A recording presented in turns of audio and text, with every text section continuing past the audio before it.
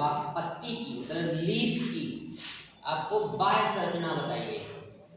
आज हम चर्चा करेंगे पत्ती की आंतरिक संरचना के बारे में। पत्ती की आंतरिक संरचना इंग्लिश में क्या कहते हैं इसे? Internal structure of leaf. Internal structure of leaf. Internal structure of leaf. Internal structure of leaf English में, और हिंदी में इसे पत्ती की आंतरिक संरचना। ठीक है, आइए पत्ती की आंतरिक संरचना के अंतर्गत एक बार सेंटेंस को ध्यान से देख लें, फिर उसके बाद चर्चा विस्तार। पत्ती की आंतरिक संरचना में के अंतर्गत उसके निम्न भाग आते हैं। पहला है हरित लवक। पहला क्या है? हरित लवक। इंग्लिश में इसे कहते हैं क्लोरोप्लास्ट। क्या कहते हैं? क्लोरोप्लास्ट। दूसरा है रंध्र और द्वार कोशिकाएं। रंध्र और द्वार कोशिकाएं, stomata and guard cell. Stomata and guard cell. तीसरा है बाह्य त्वचा। बाह्य त्वचा जो उसका एपिडर्मिस है। क्या है उसका?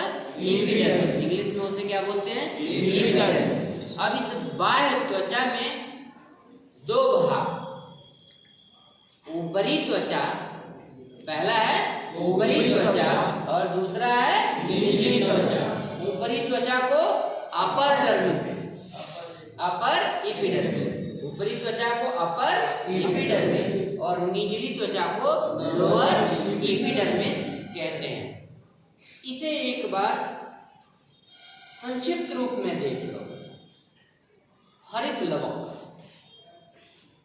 पत्ती के अंदर हरित लवक होता है, क्लोरोप्लास्ट होता है, जो भोजन बनाने के लिए उत्तरदायी होता है।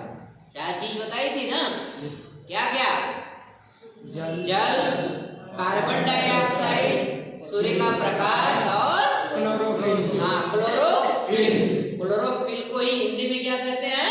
हरित लवक। क्या कहते हैं? हरित लवक। तो ये हरित लवक, ठीक है। दूसरा रंध्र और द्वार कोशिकाएं। पत्तियों के अंदर छोटे छोटे छिद्र होते हैं। क्या होते हैं? बहुत माइन्यूट होल होते हैं, छिद्र होते हैं, जिन्हें हम स्टोमेटा के नाम से जानते हैं। इसी स्टोमेटा के माध्यम से ही वाष्पोत्सर्जन की क्रिया होती है, गैसों का विनिमय होता है। समझ रहे हैं ना? समझ, इसी छोटे छोटे छिद्रों के माध्यम से ही क्या होता है? उत्सर्जन होता है, वाष्पोत्सर्जन होता है, या जब ये ग्रहण करता है कार्बन डाइऑक्साइड तो इन्हीं छोटे छिद्र रंध्रों के माध्यम से। तो बात समझ में आ गई? रंध्र और द्वार। द्वार कोशिका मतलब जहां से एंट्री होती है। द्वार जैसे ये हो गया ना, कमरे का द्वार कौन सा? ये हो, ठीक है। तो पत्ती में भी द्वार कोशिकाएं होती हैं जहां से एंट्री होती है, किसकी? गैसों की। ठीक है। बाह्य त्वचा, एपिडर्मिस, पत्ती की एपिडर्मिस। उस एपिडर्मिस में दो, एक सबसे ऊपर की त्वचा और उसके नीचे की त्वचा। जैसे पत्ती के, मान लो ये पत्ती है सपोज, ठीक है। ऊपर से आप देखो तो हमको ऊपर के नीचे लाओ, देख रहे हैं ना? अब इसके नीचे भी एक परत है, इसके नीचे भी एक परत है। तो इसी को कहते हैं ऊपरी त्वचा और निचली त्वचा। तो पत्ती के आंतरिक संरचना में प्रमुख तीन भाग हैं। पहला क्या है? हरित लवक। दूसरा रंध्र और द्वार कोशिकाएं। तीसरा बाह्य त्वचा। और ये बाह्य त्वचा में दो भाग हैं, ऊपरी त्वचा और निचली त्वचा। तो बात समझ में आ गई? पत्ती की आंतरिक संरचना का संक्षिप्त परिचय आपके सामने अभी दिया है, ठीक है।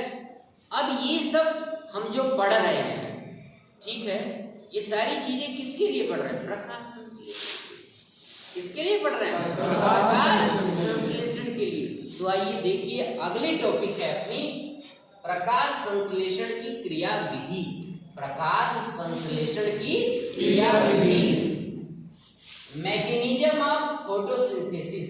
मैकेनिज्म ऑफ फोटोसिंथेसिस, प्रकाश संश्लेषण की क्रिया विधि। देखो, प्रकाश संश्लेषण एक अत्यंत जटिल जैव रासायनिक क्रिया है। जैव रासायनिक मतलब बायोकेमिकल रिएक्शंस है, समझ रहे हैं? तो कहने का तात्पर्य है प्रकाश संश्लेषण एक अत्यंत जटिल जैव रासायनिक अभिक्रिया है। जैव रासायनिक अभिक्रिया को हम इंग्लिश में क्या कहते हैं? Biochemical reaction. क्या कहते हैं? Biochemical reaction. ठीक है, आइए, ये प्रकाश संश्लेषण की क्रिया 2 चरणों में पूरी होती है। कितने चरणों में पूरी होती है? 2 चरणों में। पहला चरण है, आप देखो, प्रकाश अभिक्रिया, जिसे हम लाइट रिएक्शंस के नाम से जानते हैं, समझ रहे हैं? yes. और दूसरी है अप्रकाशित या प्रकाशहीन अभिक्रिया, जिसे हम कहते हैं डार्क रिएक्शन। तो कहने का तात्पर्य प्रकाश संश्लेषण 2 तरह से होता है, एक प्रकाशिक अभिक्रिया और दूसरा अप्रकाशिक अभिक्रिया। प्रकाशिक अभिक्रिया को इंग्लिश में लाइट रिएक्शन कहते हैं और अप्रकाशिक अभिक्रिया को इंग्लिश में डार्क रिएक्शन कहते हैं। नाम से ही स्पष्ट है, संक्षिप्त परिचय इसका भी जान लो। प्रकाशिक अभिक्रिया में ये प्रकाश की उपस्थिति में होता है। कब होता है? प्रकाश की उपस्थिति में। और डार्क मतलब इसमें प्रकाश की जरूरत नहीं होती, मतलब कह सकते हैं कि अंधेरे में है, डार्क है ना। प्रकाश मतलब प्रकाश की आवश्यकता या प्रकाश की अनुपस्थिति, ऐसे कह लो। लाइट रिएक्शन को कह लो प्रकाश की उपस्थिति में। लाइट रिएक्शन को प्रकाश की उपस्थिति में होता है और ये प्रकाश की अनुपस्थिति में, ये प्रकाश की अनुपस्थिति। बात समझ में आ गई? अब इन सब पे लेक्चर पूरी डिटेल्स में, प्रकाशिक अभिक्रिया क्या है इसका पूरा डिटेल्स और अप्रकाशिक अभिक्रिया इसका पूरा डिटेल्स अगले लेक्चर में। ठीक है, बात सबको समझ में आ गई? तो आज के लिए सिर्फ इतना ही, बाकी नेक्स्ट लेक्चर में। दैट्स